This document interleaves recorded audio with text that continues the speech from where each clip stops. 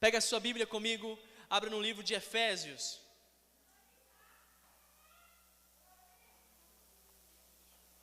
Hoje é uma noite muito especial. Nós estamos nos preparando para sempre que for uma celebração de ceia, para as crianças estarem conosco, para que elas possam ir também aprendendo a estar conosco e também a se comportar aqui no nosso ambiente de celebração e fazer essa interação entre elas e nós. Então hoje nós não teremos o nosso ministério crescer. Então as crianças vão ficar aqui, eu prometo que vou tentar ser simples para também me comunicar com elas. E vou tentar ser breve também, né, papai? Faz parte. Então eu quero motivar você que está aí a pegar a sua Bíblia comigo e abra no livro de Efésios. Nós vamos falar sobre pessoas que são ricas em Cristo Jesus, amém? Ricos em Cristo Jesus. Efésios, capítulo de número 1, nós vamos ler os versículos de número 1 ao 14. Se você pudesse colocar de pé em reverência à palavra do Senhor, quero ler esse texto tão especial com você, em nome de Jesus. Efésios, capítulo de número 1, nós vamos ler os versículos de número 1 ao 14. Olha só o que diz a santa e amada palavra de Deus. Diz assim: Paulo, apóstolo de Cristo Jesus, por vontade de Deus, aos santos que vivem em Éfeso e fiéis em Cristo Jesus, graça a vós outros e paz da parte de Deus, nosso Pai, e do Senhor Jesus Cristo.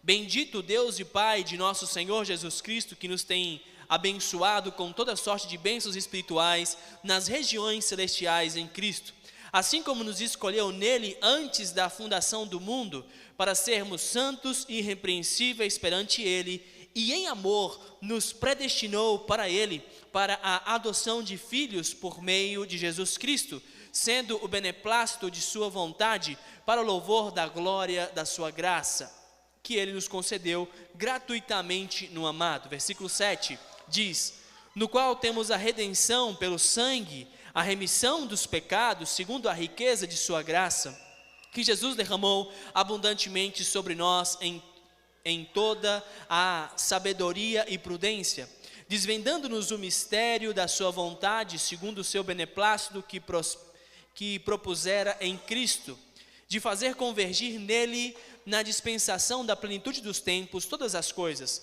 tanto as do céu como as da terra. Nele digo, no qual fomos também feitos herança, predestinados segundo o propósito daquele que faz todas as coisas conforme o conselho de sua vontade, a fim de sermos para louvor de sua glória, nós, os que de antemão esperamos em Cristo, em quem também vós, versículo 13, em quem também vós, depois que ouvistes a palavra da verdade, o evangelho da vossa salvação, tendo nele crido, fostes selados com o Espírito Santo da promessa, o qual é o penhor da vossa herança, até ao resgate da sua propriedade, em louvor da sua glória. Até aí, vamos orar. Jesus, apresentamos as nossas vidas a Ti. Pedimos para que o Senhor nos direcione essa tarde, para que possamos ouvir e compreender aquilo que é a Tua boa, agradável e perfeita vontade. Eu sei que de mim mesmo não tenho nada para oferecer, mas eu venho aqui firmado e alicerçado em Tua graça, e peço para que o Senhor fale conosco essa noite, que os nossos corações estejam prontos para receber, assim como uma terra fértil e preparada está pronta para receber a semente e dar o seu fruto, que também estejamos preparados para receber a Tua palavra e para frutificar segundo a Tua boa e agradável e perfeita vontade, em nome de Jesus, amém e amém. Pode sentar aí no seu lugar.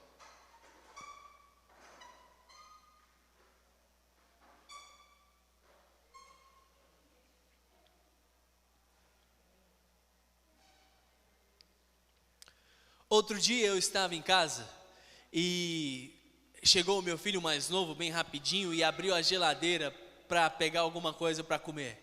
E sabe aquele dia que você não tem nada na geladeira, que a única coisa que tem é um pouco de cenoura e cebola lá na última gaveta, lá na parte de baixo, né? Existem esses dias também nas nossas casas.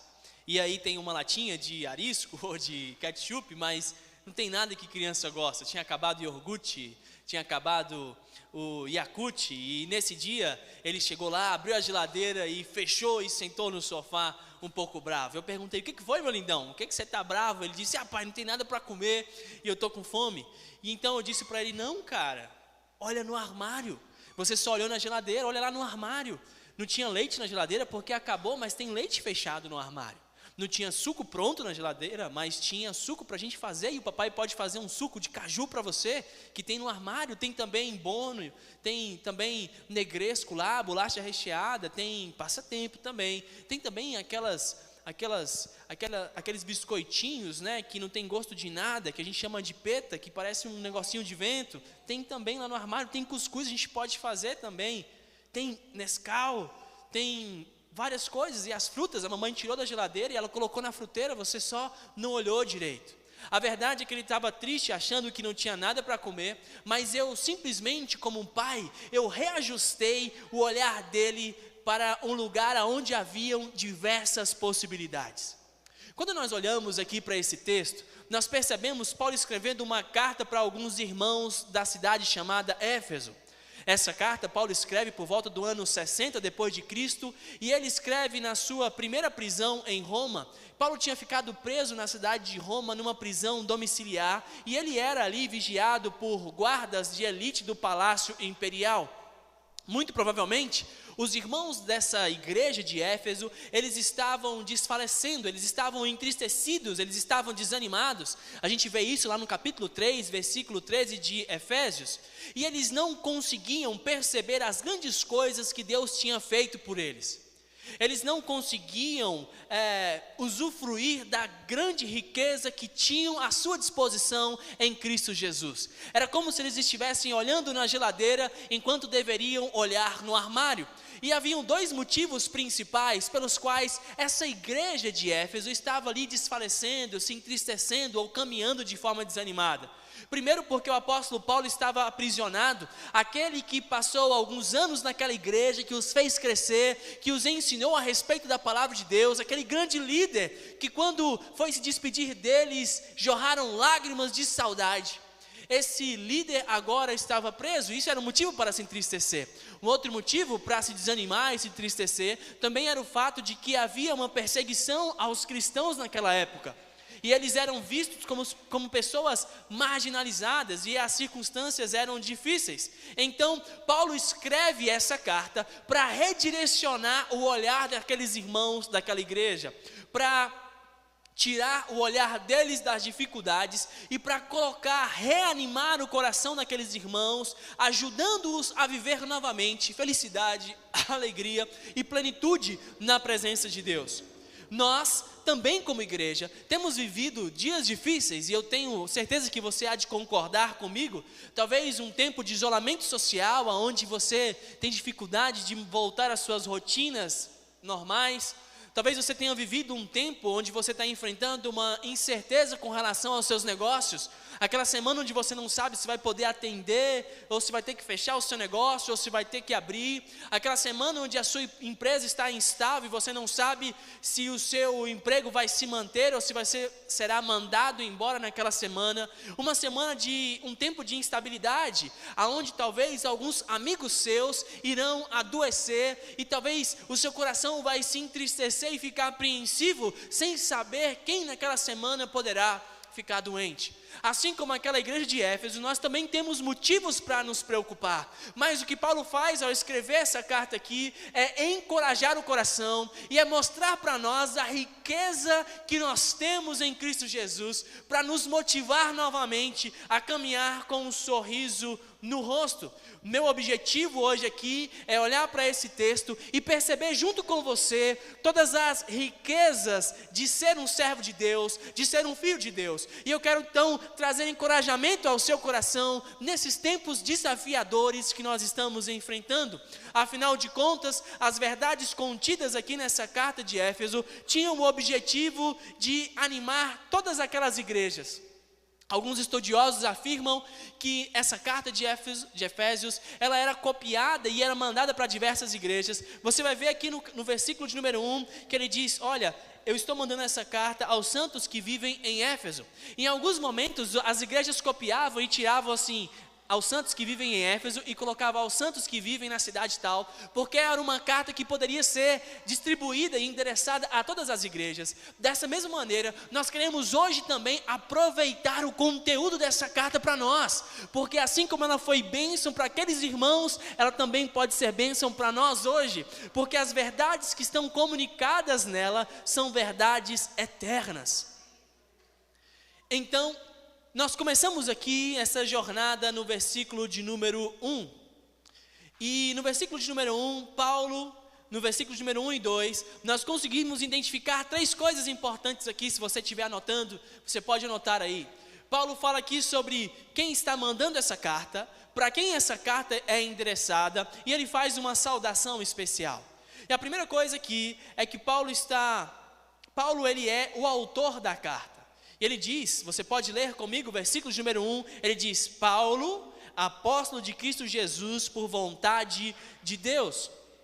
Paulo é o autor da carta e ele é quem está mandando essa carta. E o verso de número 1, ele traz uma aplicação muito especial para nós, que eu quero que você entenda hoje. Primeiro, Paulo ele diz: Paulo, apóstolo de Cristo Jesus, por causa da vontade de Deus. Perceba que Paulo ele está alinhando agora, ele está colocando junto os seus dons, o propósito da sua vida e as suas ações com a vontade de Deus. E isso é uma coisa que nós precisamos fazer nos nossos dias. Nós precisamos alinhar os dons que Deus deu para a gente, as coisas que fazemos no nosso dia a dia e o nosso propósito de vida que temos em Deus. Paulo diz: eu sou um apóstolo não simplesmente porque eu quero, mas porque essa é a vontade de Deus para mim. Perceba que você tem um trabalho, você tem uma função onde você exerce, mas esse não é o propósito da sua vida. Paulo também ele era um construtor de tendas, ele era um cara que fazia tendas, mas esse não era o propósito da vida. O propósito da vida de Paulo estava em ser um apóstolo de Cristo. Por isso não importa onde você trabalha, onde você esteja, o seu propósito, a sua ação precisa estar de acordo com a vontade de Deus. E quando nós conseguimos alinhar as nossas funções, as nossas ações do dia a dia e o nosso propósito com a vontade de Deus, nós recebemos 2 coisas: alegria e satisfação. Enquanto você apenas trabalhar, mas não cumprir o propósito de Deus, você pode fazer o que você quiser fazer, mas você não vai encontrar alegria e satisfação. Deus colocou você onde você está por um motivo, para que você cumprisse o propósito dele. Eu quero te motivar a encontrar e perceber e orar, pedir a Deus: Pai, qual é o seu propósito para mim? Porque quando você alinhar essas 2 coisas, você irá encontrar alegria e satisfação. A carta também é endereçada aos santos e fiéis. Agora Paulo está dizendo para quem que ele está mandando essa carta. Ele está mandando para aquelas pessoas que moravam na cidade de Éfeso. E é muito interessante perceber que como Paulo enxergava os irmãos daquela igreja. Ele os enxergava como santos e fiéis. Será que a palavra, quando diz aqui santo, não significa que essas pessoas, elas eram perfeitas? A igreja de Éfeso era uma igreja parecida com a nossa aqui. E se você olhar para o lado, você não vai encontrar alguém perfeito. Você vai encontrar uma pessoa provavelmente que tem dificuldades em diversas áreas e falhas em diversas áreas. Mas a ideia aqui que Paulo está querendo passar para nós não é que uma pessoa santa é uma pessoa que nunca peca. Uma pessoa santa é alguém que foi separado para ter um relacionamento com Deus. É alguém que foi separado para caminhar com Ele. Era alguém que vivia no mundo, mas agora foi separado para viver uma vida cujo propósito é glorificar a Deus. É alguém separado desse mundo. Você é alguém assim. E Paulo também diz: olha, e vocês também são fiéis em Cristo Jesus. E é interessante porque ao ver essa expressão em Cristo, você vai ver isso em diversas vezes nesses versículos que nós lemos. Isso aconteceu em Cristo, você recebeu isso em Cristo, foi em Cristo que isso aconteceu, porque é em Cristo que nós nos tornamos fiéis. Perceba que a nossa fidelidade, quando Deus olha para você, Ele enxerga alguém fiel, não porque você é fiel, mas porque a vida que Jesus levou nessa terra foi colocada na sua conta, foi atribuída a você. E quando o Pai olha para você, Ele enxerga alguém fiel, alguém correto, não por causa de você, mas por causa do que Cristo fez ao viver nessa terra e ao morrer numa cruz. Deus enxerga você como alguém fiel, porque Cristo enviou o Espírito Santo dele, que capacita você a vencer as tentações que você tem durante o dia a dia. É por isso que nós somos fiéis em Cristo. E então Paulo faz uma saudação especial. Ele diz no versículo 1 ainda, ele diz assim, versículo 2, perdão: graça a vós outros e paz da parte de Deus, o nosso Pai e Senhor Jesus Cristo. Hernandes Dias Lopes, ele afirma que a graça, ela é a causa da salvação e a paz é o resultado dela. Ou seja, a graça é a raiz e a paz é o fruto. A graça de Deus, a graça significa Deus dando tudo a quem não merece nada. A graça de Deus é o motivo pelo qual você é salvo. Você é salvo não porque você é um cara legal, uma pessoa boa, mas por causa da graça de Deus, que olha para você e ainda que você não merecesse, entrega a você aquilo que você não merece, que é a salvação.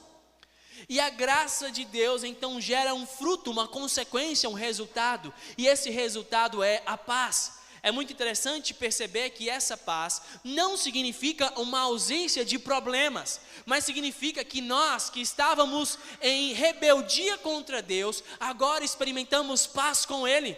E é por isso, por causa da paz que Jesus nos deu na cruz, é por isso que nós podemos agora orar dizendo: Pai nosso que estás no céu, eu sou o seu filho, eu tenho paz com Ele, porque Cristo me deu essa paz. E essa paz não é a ausência de problemas, mas é o fato de que agora eu posso me achegar a Deus e caminhar com Ele. Eu tenho paz com Ele. A paz, ela está de uma maneira independente das circunstâncias que me cercam.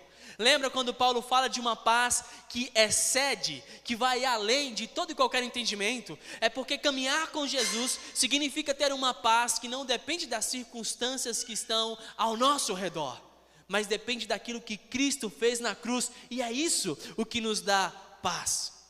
E após se apresentar, após Paulo falar para quem ele estava escrevendo essa carta, e após fazer uma saudação, Paulo começa agora então uma mensagem de encorajamento. Eu não sei se eu vou conseguir terminar até o versículo 14, mas se a gente tiver que parar aqui no meio, a gente continua na próxima semana. E Paulo então, após se apresentar, após falar para quem era aquela carta e após dar uma saudação, Paulo vai agora começar uma mensagem de encorajamento. Paulo vai redirecionar o olhar desses irmãos da igreja de Éfeso para a riqueza que eles têm em Cristo Jesus, porque muitas vezes nossos olhares começam a perceber apenas as dificuldades, as enfermidades e as tristezas, as adversidades. E Paulo agora vai trazer uma palavra de encorajamento, mostrando para nós o quanto nós somos ricos em Cristo Jesus. E então Paulo vai começar no versículo de número 3, convidando os irmãos a adorarem a Deus. Se você está com a sua Bíblia, pega ela aí, vamos ler o versículo de número 3. Olha só o que diz: bendito o Deus e Pai de nosso Senhor Jesus Cristo, que nos tem abençoado com toda sorte de bênçãos espirituais nas regiões celestiais em Cristo. No verso 3, Paulo começa agora a convidar os seus irmãos a adorarem a Deus. Ele vai dizer: olha, vocês precisam bendizer, adorar, louvar o nome dEle por tudo aquilo que Ele é e por tudo aquilo que Ele fez também. E nós encontramos uma aplicação muito importante para nós, que como igreja, nós podemos ajudar os nossos irmãos através do nosso exemplo e do nosso ensino. Quando Paulo diz, bendizei ao Senhor, louvem a Ele, Paulo está louvando ao próprio Senhor, ao próprio Deus. Ele diz, bendito o Deus e Pai. Paulo está agora encorajando os irmãos através do exemplo dele. E eu quero dizer uma coisa para você: quando nós vivemos como igreja, quando a gente está junto aqui, nós temos uma função, um propósito de motivarmos uns aos outros. É aquele dia que o outro está em dificuldade e o meu exemplo, a forma com a qual eu falo da palavra de Deus, a forma com a qual eu me importo na celebração, a forma com a qual eu valorizo a celebração, faz com que o meu exemplo possa invadir o coração do outro. Uma forma de você abençoar o seu irmão na igreja é sendo um exemplo. E Paulo não apenas ele é um exemplo, mas ele também ensina. Porque enquanto ele era um exemplo adorando a Deus e a Cristo Jesus, Paulo também ensinava, compartilhando os motivos pelos quais aqueles irmãos poderiam adorar. E Paulo diz o motivo, ele diz, olha, adorem a Deus porque Ele tem nos abençoado com toda sorte de bênçãos espirituais nas regiões celestiais em Cristo. Olha só, nós devemos adorar a Deus, devemos louvá-lo, porque Deus, Ele é a fonte das bênçãos que nós recebemos.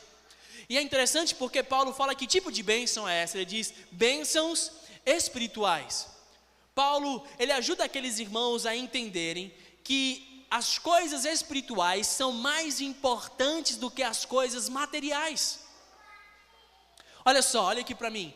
Quando nós damos mais atenção e valor às coisas materiais, quando essas coisas nos faltam, o nosso coração se entristece.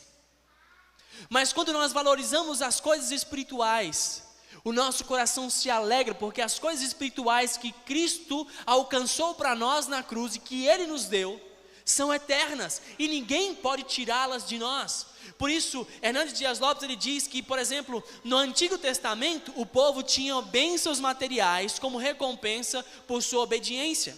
Mas hoje, nós temos toda sorte de bênçãos espirituais, porque o espiritual é mais importante do que o material. O material a gente pode batalhar e conseguir, mas o espiritual só Deus pode alcançar para nós. Você é abençoado nas regiões celestiais.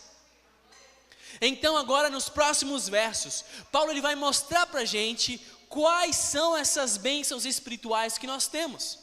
Paulo está dizendo, você vai adorar a Deus porque você tem bênçãos espirituais, mas quais são elas? E eu quero encorajar o teu coração mostrando algumas dessas bênçãos para você hoje. Caso eu não consiga, a gente dá uma paradinha. Primeira coisa que Deus fez, olha comigo, versículo número 4. Primeira bênção espiritual diz, assim como nos escolheu. O verso 4 diz que Deus nos escolheu para estar com Ele. E a palavra também diz no verso 4, diz o seguinte, assim como nos escolheu nele, antes da fundação do mundo, para sermos santos e irrepreensíveis perante Ele. Irmãos, Deus escolheu a gente para estar com Ele. Isso aconteceu antes da fundação do mundo. Isso nos mostra que mesmo no momento onde você ainda não tinha a oportunidade de mostrar nenhuma ação em direção a Deus, foi antes da fundação do mundo, antes de você ser criado, antes de qualquer coisa acontecer, no momento onde você ainda não tinha tido a oportunidade de demonstrar o seu amor, de fazer uma oração legal, de ter uma vida legal, antes de qualquer coisa que você pudesse fazer, Deus já tinha escolhido você antes de tudo. Note que as coisas que aconteceram no mundo, o pecado, nada disso pegou Deus de surpresa. Antes de criar você, Ele já tinha escolhido amar você. Ele já tinha escolhido você para desenvolver um relacionamento com Ele. Deus escolheu você antes da fundação do mundo. Às vezes, nós nos sentimos desprestigiados nesse mundo, não é verdade? Talvez porque tivemos problemas com a nossa família, um pai ou uma mãe que nos abandonou, ou um cônjuge, ou um filho ingrato, ou um amigo que nos traiu e nos feriu, e a gente se sente abandonado.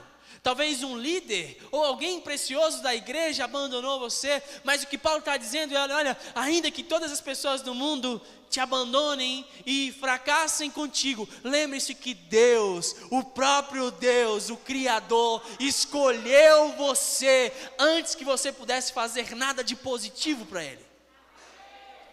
Por isso Ele simplesmente escolheu você. E a razão de nós sermos escolhidos foi porque Deus não escolhe nada ao acaso. Deus não escolheu você só para qualquer coisa, mas Deus escolheu você com um propósito. Deus escolheu você para que você fosse santo e irrepreensível, amém? Nós já falamos aqui, alguns minutos atrás, sobre o conceito de santidade, mas eu quero chamar agora a sua atenção para o fato de que Deus nos escolheu para sermos santos, de maneira que alguém que foi escolhido por Deus não pode viver de qualquer forma. Muitas vezes algumas pessoas chegam e dizem assim, bom, se Deus me escolheu e se nada pode mudar isso, então eu vou viver do jeito que eu quiser, ué. Se eu já sou escolhido em Deus, Se Ele me escolheu antes da fundação do mundo, então eu posso fazer o que eu quiser, eu posso pecar, sapecar, tripecar, e eu sou escolhido mesmo aí. Mas acontece que Deus escolheu você com um propósito, e esse propósito é que você fosse santo, de maneira que uma vida em santidade é o carimbo. Uma vida de santidade é aquilo que vai comprovar que de fato Deus escolheu você, entendeu? É uma vida de santidade que vai mostrar isso para você, que você foi escolhido, ou seja, a santidade é o carimbo de que você vive uma vida como alguém escolhido por Deus. E alguém que sabe que foi amado e escolhido por Deus, ainda que não tenha feito nada para merecer, esse alguém desejará cumprir o propósito de Deus na vida dele, que é caminhar uma vida de santidade. Mas Deus também escolheu você para ser irrepreensível, e essa é uma palavra que ela era utilizada no Antigo Testamento para um sacrifício imaculado, ou seja, ela representava aquele sacrifício que estava pronto para ser sacrificado, aquela ovelha que não tinha mancha nenhuma, que estava tudo certo para ser entregue em oferta a Deus. Era uma palavra, a Barclay diz que corretamente, que essa era uma palavra usada para aquele animal que era apto para ser o sacrifício perfeito a Deus. Quando você, com certeza você está lendo o nosso cronograma de leitura bíblica, e você está acompanhando lá, que havia algumas especificações dos animais, não deveria se levar nenhum animal, por exemplo, que fosse manco, ou coxo, ou que tivesse algum defeito para ser sacrificado a Deus. E é assim que Cristo nos tornou, Ele nos chamou para sermos irrepreensíveis, para sermos pessoas que estão prontas para serem colocadas diante de Deus. Barclay diz corretamente que a palavra irrepreensível concede toda a vida, ela abrange, ela concebe toda a vida e todo o homem como uma oferta a Deus. Isso significa que cada parte da nossa vida, o nosso trabalho, o nosso lazer, a nossa vida familiar, as nossas relações pessoais, tudo isso deve fazer parte daquilo que nós oferecemos a Deus. Nós estamos prontos para entregar tudo o que somos para Ele. Então Deus escolheu você, amém? Segunda coisa que Deus fez por você, Ele te predestinou. Leia comigo, final do versículo 4 e o versículo 5. Olha só o que diz. Final do versículo 4 diz: e em amor nos predestinou para Ele. Irmãos, predestinar é como dar um destino. Quando Deus fala que escolheu você, Ele está se referindo à sua vida. Mas quando Ele fala que predestinou, Ele está dizendo que Ele escolheu um destino específico para você. Essa semana eu vi um exemplo muito legal, um pregador compartilhando na sua mensagem, falando que quando você vai no correio, por exemplo, você coloca lá o pacote e você predestina aquilo ali, ao colocar o endereço. Você está colocando o endereço, aquele pacote ainda não chegou no destino, mas você já de antemão, com antecedência, coloca o destino que você deseja para onde ele vá. Predestinar isso, Deus escolheu o lugar aonde você estaria, Ele escolheu o destino para você. E é interessante, porque Deus, Ele escolheu o nosso destino. Enquanto escolher se refere a cada um de nós que Ele escolheu, predestinar se refere ao destino que Ele vai dar para a gente. E o mais interessante é porque no início do versículo, a palavra de Deus diz que em amor nos predestinou. Ou seja, o amor de Deus é a fonte do lugar que Ele escolheu para nós. Eu quero que você pense agora, qual o lugar que você gostaria que seu filho estivesse daqui a alguns anos? O que você gostaria? Onde que você gostaria que ele estivesse? Ou o seu cônjuge, ou você mesmo? Note agora que quando o amor é a fonte, nós queremos o melhor lugar. Não é assim? Quando o amor é a fonte, esse é o melhor lugar. Por isso, não há o que temer a respeito da predestinação. Porque o amor de Deus é a fonte que nos leva. E se é o amor de Deus que me leva para estar aonde Ele deseja que eu esteja, então onde Ele deseja que eu esteja, então eu não preciso temer. Olha para o seu irmão e diga assim: não tema o lugar que Deus tem para você.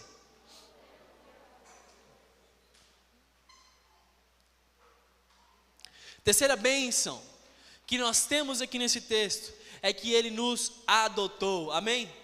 Versículo 5, olha só o que diz: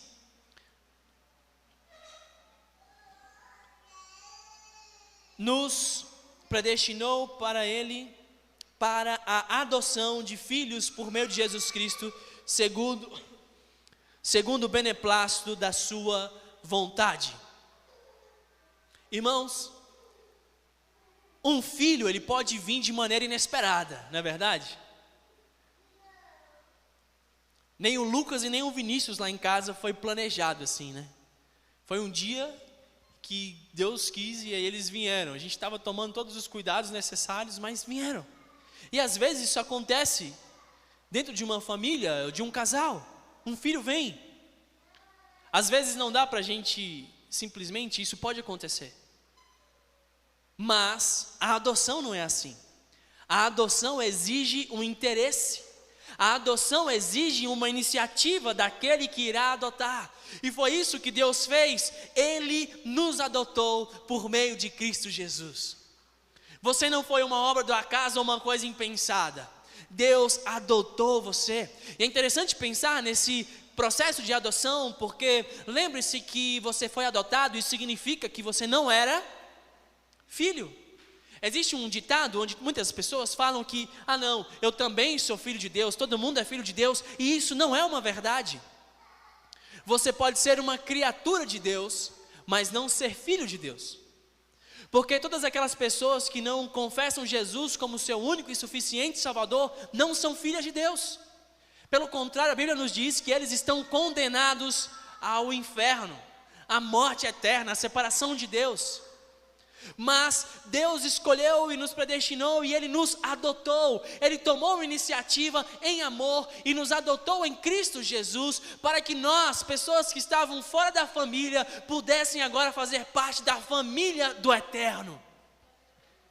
Dessa maneira, nós fomos adotados. E eu quero que você leia algo especial comigo, porque a palavra de Deus diz aqui que nós fomos adotados por meio de Cristo Jesus. Abra sua Bíblia comigo no Evangelho de João, capítulo de número 20.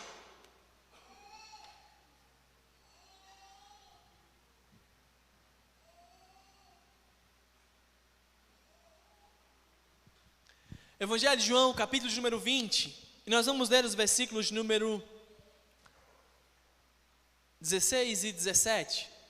Só para você entender o contexto aqui, Maria, ela estava na entrada do túmulo de Jesus. Jesus havia morrido na cruz e ele foi colocado num túmulo. E Maria agora foi ali para visitá-lo. E ela então chorava e ela se abaixou e ela olhou lá para dentro do túmulo e ela viu que haviam 2 homens vestidos de branco ali. E o corpo já não estava mais lá. Então ela começa a perguntar, ela começa a conversar com aqueles anjos: olha, cadê o meu Senhor? Aonde que vocês colocaram ele? E aí os anjos perguntaram: por que você está chorando? Olha, aquele homem que estava aqui, ele não está mais, você não precisa mais chorar. E então Jesus fala com ela. E Jesus falou assim, Jesus estava do lado, e Jesus falou: mulher, por que você está chorando? Quem é que você está procurando? E ela imaginou que era o jardineiro.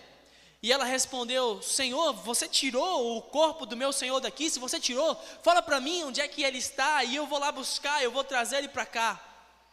E então Jesus fala para ela e diz assim: Maria. E aí você lê então no versículo número 16, você pode acompanhar comigo, você que abriu a sua Bíblia aí. Disse-lhe Jesus: Maria. Ela, voltando-se, lhe disse em hebraico, Rabone, que quer dizer mestre. Reconhecendo-lhe Jesus então disse para ela, Jesus recomendou a ela: não me detenhas, porque ainda não subi para meu Pai, mas vai ter com os meus irmãos, e diz-lhes: subo para meu Pai e vosso Pai, para meu Deus e vosso Deus. Então saiu Maria Madalena anunciando os discípulos: vi o Senhor, e contava que ele lhe dissera estas coisas. Note agora que como é que Jesus trata os discípulos? Chama eles de irmãos. porque a cruz havia passado. Foi Jesus que nos adotou para a família de Deus ao morrer na cruz por nós. Agora aqueles que eram discípulos se transformam em irmãos. E agora Deus é o próprio Pai de cada um daqueles discípulos, e Deus também é o nosso Pai, porque nós fomos adotados através do sacrifício de Jesus Cristo na cruz. E a palavra adotar aqui, ela traz uma ideia de que Deus coloca os seus filhos adotivos numa posição de adultos. Você sabe que se uma criança for adotada e por causa da sua idade ela não pode usufruir da sua herança ainda, porque ela é criança, ela vai precisar de esperar. Mas quando você é adulto, você pode usufruir da sua herança. E é isso que Jesus, o que Paulo está falando, quando Cristo nos adotou, Ele fez com que nós fôssemos adultos, e por isso nós agora podemos experimentar das bênçãos que Deus já tem para nós. Você pode experimentar as bênçãos espirituais que Deus tem para você. E ele diz que isso aconteceu segundo o beneplácito, né? E a gente fica perguntando, o que é isso, né? O beneplácito. Mas é algo simples. Se você tem alguma outra Bíblia, talvez uma outra tradução vai dizer assim: Deus fez isso, Deus escolheu você, Deus adotou você, simplesmente por causa da sua boa determinação de sua vontade, ou do bom propósito de sua vontade. Em outras palavras, o que ele está dizendo é que Deus fez isso porque Ele quis. Lá em casa, às vezes os meninos vão vestir algumas roupas, e aí a Mary, né, fala: não, vai de tênis. Às vezes o Vinícius vai vir para a igreja, ele quer vir de sandália, a Mary: não, por que você vai de sandália, vai de tênis? E a gente começa ali a discutir, né, igual aquela pessoa que gosta de colocar ketchup na pizza, e já tem outro que fala: não, se colocar ketchup estraga. E é uma discussão sem fim, e a gente pergunta: mas por que você quer ir com esse tênis? Ou por que você quer colocar esse ketchup? E a resposta é simplesmente porque sim, porque eu quero, essa é a minha vontade, não tem nenhum motivo especial. E simplesmente esse é o motivo pelo qual Deus nos escolheu e nos chamou para caminhar com Ele, porque Ele assim o quis. Essa foi a vontade dEle. Mas isso deve levar você a uma reflexão muito importante. Ou seja, a sua salvação não está ligada ao que você pode fazer, não está ligada ao merecimento seu, mas está ligada simplesmente à boa vontade do nosso Deus. Lembre-se que a vontade do Senhor, ela é boa, perfeita e agradável. Talvez se dependesse da sua vontade, do seu propósito, ia dar ruim. Mas dependendo da vontade de Deus, dependendo do propósito dEle, vai dar bom. Porque tudo que Ele é, tudo que Ele deseja é bom.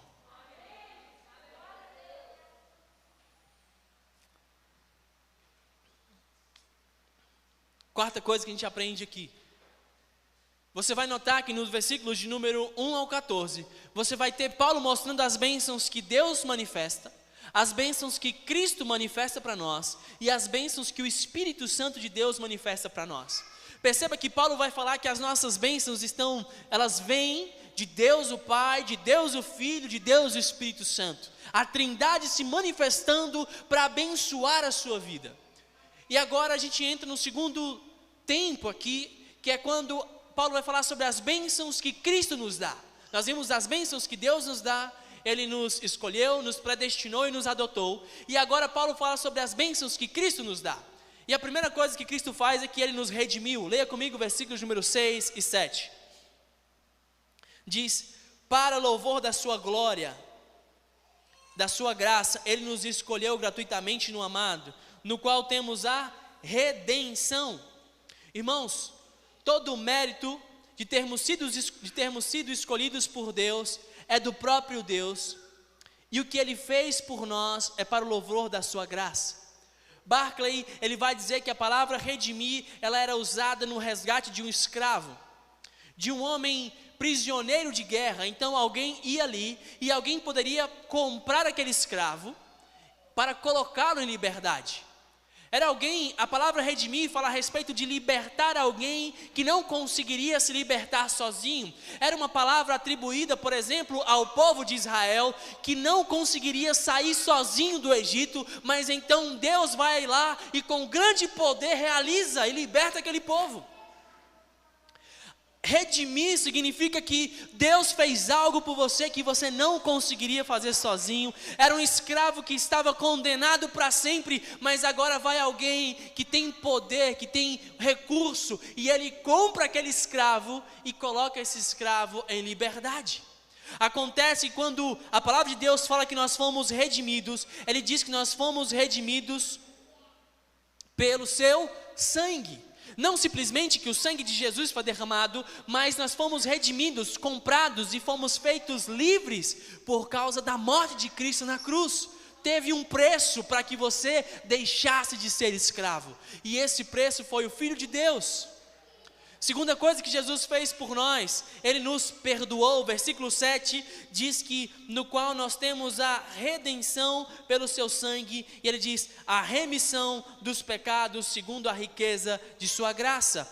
O verso remir significa perdoar, levar embora. A ideia aqui é uma ideia de um ritual que era realizado no Antigo Testamento, que era o dia da expiação. O que acontecia? O sacerdote pegava 2 animais, 2 jumentos, e um ele cortava e ele derramava o sangue sobre o propiciatório, e o outro animal, o sacerdote colocava as mãos sobre a cabeça daquele animal, e o sacerdote confessava o pecado de Israel naquele animal. E depois o sacerdote pegava esse animal e levava para o deserto, e esse animal ele sumia no deserto, ele ia embora ali no deserto. E o que Jesus fez com a gente foi justamente isso. Cristo morreu para levar os nossos pecados embora, a fim de que os nossos pecados nunca mais fossem percebidos. Não fossem mais, quando eu digo percebidos, eles não seriam mais levados em conta. Jesus pagou os seus pecados passados, presentes e futuros. Por último, a gente vai encerrar, eu peço para que você me dê mais 5 minutos. Por último, nós percebemos aquilo que o Espírito Santo de Deus fez por nós. Eu quero convidar você a ler o versículo número 13 comigo. Em quem também vós, depois que ouvistes a palavra da verdade do Evangelho da vossa salvação, tendo nele também crido, fostes selados com o Espírito Santo. Então nós vimos as bênçãos de Deus para nós, nós vimos as bênçãos de Cristo para nós, e agora nós veremos as bênçãos do Espírito Santo. E a primeira coisa que nós percebemos aqui no versículo 13, é que nós vemos como o Evangelho acontece. Olha o versículo 13, ele diz assim: depois que vocês ouviram a palavra da verdade, o Evangelho da vossa salvação, tendo crido nele, o Espírito Santo foi dado a vocês. Perceba que há um caminho aqui. O primeiro fato é você ouvir o Evangelho, depois crer no Evangelho e então receber o Espírito. E nós notamos então a importância de nós como igreja compartilharmos o Evangelho com outras pessoas, porque essa é a única forma dele crer em Cristo. Alguém vai crer em Jesus à medida que ele ouve o Evangelho, e nós somos responsáveis por propagar o Evangelho.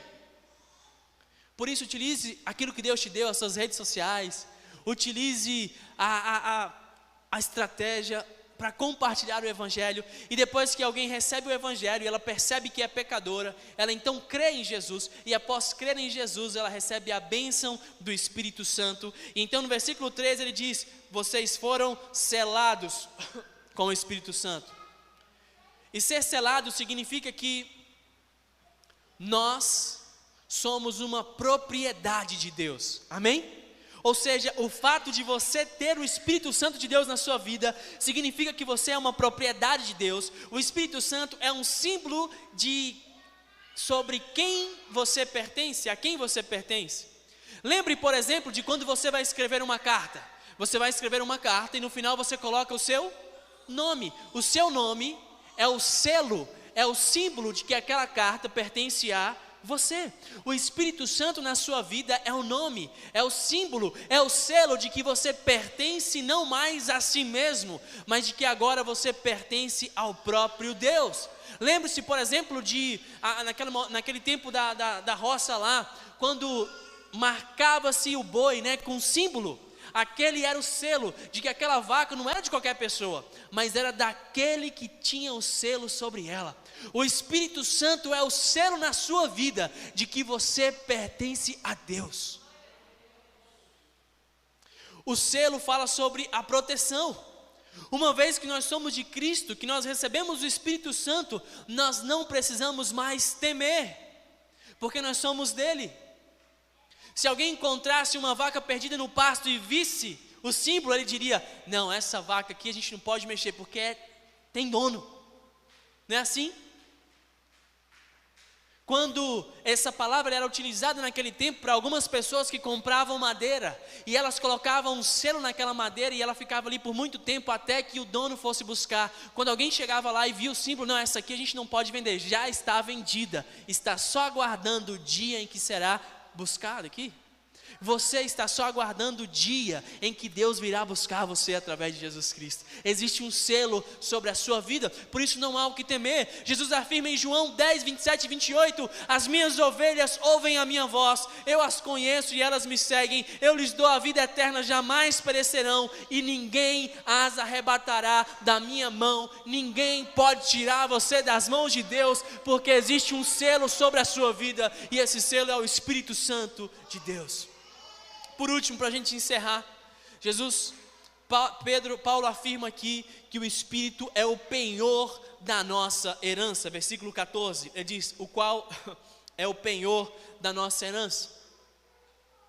Quando você quer fechar um negócio, você precisa dar o quê? Uma entrada, não é assim?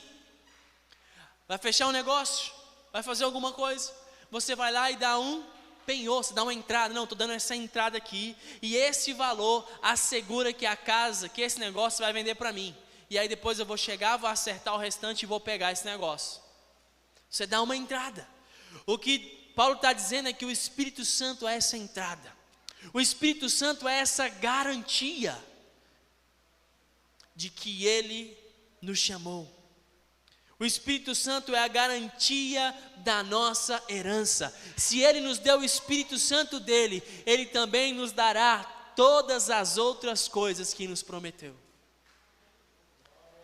E eu quero encerrar compartilhando com você uma ilustração. Deus deu a nós uma garantia. Deus nos deu bênçãos espirituais, celestiais, e nós precisamos viver de acordo com essas bênçãos. Conta a história que quando Vitória, ela era ainda jovem, Vitória foi a rainha da Inglaterra, mas quando ela era ainda pequena, não foi revelado a ela que ela seria a próxima governante da Inglaterra, para que ela não se tornasse uma menina mimada, uma menina chata, uma menina que fazia todas as coisas que queria. Mas quando por fim, o seu tutor permitiu que ela descobrisse, por sua própria conta, que um dia ela seria a rainha da Inglaterra, essa menina então reagiu dizendo: então eu vou me comportar bem. A vida dela seria regida pelo cargo que ela ocupava, e aonde ela estivesse, Vitória seria controlada pelo fato de que ela se sentava no trono da Inglaterra, e como uma rainha, ela precisava se comportar de tal maneira. O que eu quero dizer é que nós também recebemos um lugar na família de Deus, e que nós precisamos viver de acordo com aquilo que recebemos de Deus. Precisamos viver como pessoas escolhidas por Deus, predestinadas por Deus, adotadas por Deus. Precisamos viver como pessoas perdoadas por Deus, pessoas que foram libertas desse mundo. Precisamos viver como aquele mergulhador que está no mar. Aquele mergulhador não pertence àquele ambiente, mas por causa dos equipamentos que ele usa, ele pode viver ali e pode estar naquele lugar, por mais que ele não seja daquele lugar, por mais que ele não pertença ao mar. De igual modo, nós não pertencemos a esse mundo. Nós podemos estar aqui e utilizamos um equipamento chamado Espírito Santo, que nos possibilita estar aqui por um breve tempo, mas precisamos nos comportar como homens da eternidade, como homens que são do céu, do alto, filhos de Deus. E eu quero encerrar perguntando a você: Você tem vivido em conformidade com o Espírito que habita em você? Quero encerrar perguntando: você tem se alegrado com as bênçãos de Deus na sua vida? Ou você tem dado muito mais valor para as coisas materiais? Talvez você tenha entrado aqui hoje angustiado, entristecido por diversas circunstâncias, mas eu quero hoje encorajar e alegrar o teu coração, lembrando a você que você tem em Cristo Jesus toda sorte de bênçãos espirituais. Você foi alcançado e amado por Ele. E quando algum dia a tristeza ou o desânimo se achegar ao teu coração, leia esse texto e lembre-se que você foi escolhido por Deus e amado por Ele, não porque você merecia, mas unicamente por causa da graça e do seu amor em Cristo Jesus. Que essas verdades possam animar o teu coração e motivar o teu coração a viver em conformidade com alguém que tem o Espírito Santo de Deus em sua vida. Sabe uma coisa? Eu quero encerrar dizendo isso com você. Quando a gente passa na rua e encontra alguém brigando, para a gente até diz assim, poxa, natural, normal. Mas quando a gente encontra uma família brigando, a gente fala, poxa, como é que isso pode acontecer entre irmãos? Não é assim? Porque o fato de serem uma família, o fato de serem irmãos, torna ainda mais grave aquele acontecimento, não é assim? Como é que ele pode fazer isso com o pai? Como é que a mãe pode fazer isso com o filho? Porque o relacionamento entre eles faz com que aquelas falhas sejam ainda mais graves. De igual modo somos nós. Quando nós que temos o Espírito Santo de Deus falhamos com o Pai, é ainda mais grave. Irmãos, quando o mundo faz as coisas horríveis, é normal, natural, faz parte deles, são escravos. Mas quando nós falhamos com Deus, aí é doído. É por isso que muitas vezes nós estamos em casa e alguém diz, mas você, porque não é normal, não é natural. E nós precisamos viver como pessoas que têm o Espírito Santo de Deus em suas vidas. Se você deseja viver assim, se você deseja hoje se alegrar em Cristo, eu quero convidar você a ficar de pé. E nós vamos orar agora, pedindo para que Deus alegre o nosso coração, que Ele motive o nosso coração e Ele nos encha com a paz e com a bondade dEle. Talvez as coisas desse mundo tenham entristecido o teu coração, mas hoje, em nome de Jesus, as verdades do alto vão trazer alegria sobre a tua vida. As verdades do alto vão trazer motivação sobre o teu coração.